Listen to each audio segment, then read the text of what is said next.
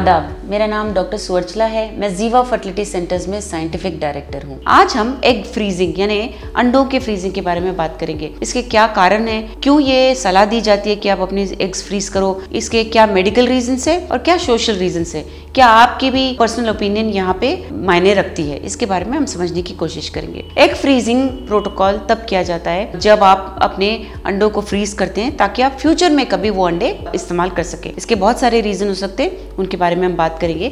लेकिन पहले ये देखेंगे कि इस प्रोटोकॉल, ये एग फ्रीजिंग का जो प्रोसेस है, इसके सक्सेस में सबसे बड़ा योगदान किस फैक्टर का होता है। सबसे बड़ा इंपॉर्टेंट फैक्टर है एज। जैसे जैसे महिला की एज बढ़ती है वैसे वैसे अंडों का क्वालिटी भी घटता रहता है। उसमें जो क्रोमोसोम्स होते हैं वो ठीक से अलाइन नहीं होते, जैसे उनका अरेंजमेंट होना चाहिए होता नहीं है, वो बिगड़ता रहता है। इसलिए जब महिला ज़्यादा उम्र की हो जाती है, specially late 30s early 40s में जब होती हैं, तो उनके बच्चों में मेंटल डिसऑर्डर्स या फिजिकल डिसऑर्डर्स होने के चांसेस ज़्यादा होते हैं, क्योंकि उनमें क्रोमोसोम्स में अरेंजमेंट्स का प्रॉब्लम हो सकता है। तो एक महिला जो अपने 20s में रहेगी उसके एग क्वालिटी बेटर रहेंगे उनसे जिनसे 30s और 40s में है। इसीलिए ये ध्यान रखिए कि उम्र का सबसे बड़ा योगदान होता है इस एग फ्रीजिंग प्रोटोकॉल पर। एक स्टडी पब्लिश की गई थी फर्टिलिटी और स्टेरिलिटी जर्नल में, जहां ये देखा गया कि कितने अंडे फ्रीज करने चाहिए। तो ये भी बहुत महत्वपूर्ण बात है, आपकी उम्र क्या है और कितने अंडे होने चाहिए जिससे आपका एक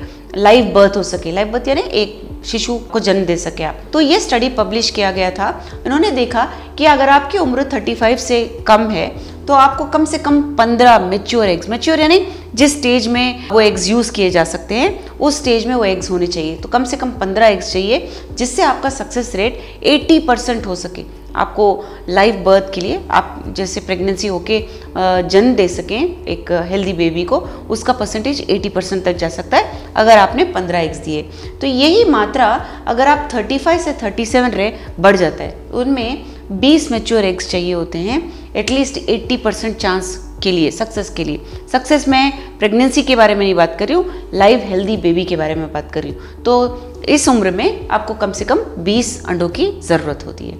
अगर आपकी उम्र 38 से 40 रही, अब ज़्यादा एज के बारे में बात करते हैं, तो भी 30 से ज़्यादा एग्स ज़रूरत होती है, लेकिन तब आपका सक्सेस रेट 75% होता है फॉर अ लाइव बर्थ। अगला है 40 से 42, तो इस उम्र में 30 से ज़्यादा मैच्योर एग्स चाहिए होते हैं कम से कम 50% सक्सेस रेट के लिए। Success rate again live birth के बारे में बात कर रही हूँ। तो आप देख सकते हो जैसे जैसे उम्र भी बढ़ रही है ज़्यादा एग्स की भी आवश्यकता है, क्योंकि एग्स में जो अंडे हैं उनमें क्रोमोसोमल प्रॉब्लम होने के कारण, जैसे समझिए कि यूजफुल अंडे हैं, जो काम वाले अंडे हैं, वो कम हो जाते हैं। तो जिन अंडों में क्रोमोसोमल प्रॉब्लम नहीं होता है उन्हीं में से हेल्दी एम्ब्रियो यानी जो बच्चा है वो तैयार होता है, और जब वो हम गर्भ में डालते हैं तो उसके चिपकने में और प्रेगनेंसी के चांसेस ज़्यादा होते हैं। अभी ये करते क्यों हैं? ये जो एग फ्रीजिंग का प्रोटोकॉल है ये हम किसके लिए सलाह दे सकते हैं? दो कारण हो सकते हैं, एक होता है क्लिनिकल, दूसरा होता है सोशल।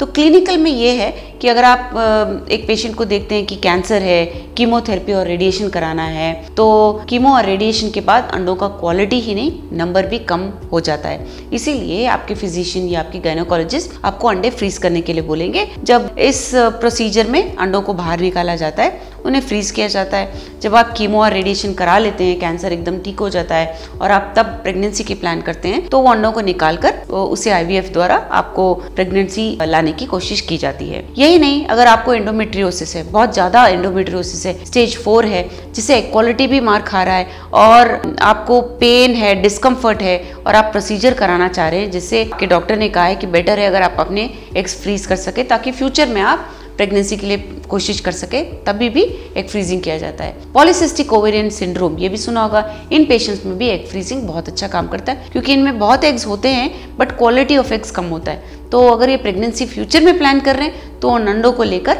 जो मैच्योर एग्स है उन्हें फ्रीज किया जाता है। मैंने कहा था सोशल रीजंस भी होते हैं। आजकल महिलाएं पढ़ना चाह रही हैं, काम करना चाह रही हैं, जो बहुत अच्छी बात है, लेकिन अगर प्रेगनेंसी के लिए भी प्लान कर रही हैं तो सही उम्र में करने से ही उनके हेल्थ के लिए नहीं, शिशु के मेंटल डेवलपमेंट के लिए, फिजिकल डेवलपमेंट के लिए भी अच्छा होता है, क्योंकि क्रोमोसोमल प्रॉब्लम्स कम होते हैं उम्र कम होने पर। तो ऐसे महिलाओं के लिए भी एग फ्रीजिंग सजेस्ट किया जाता है।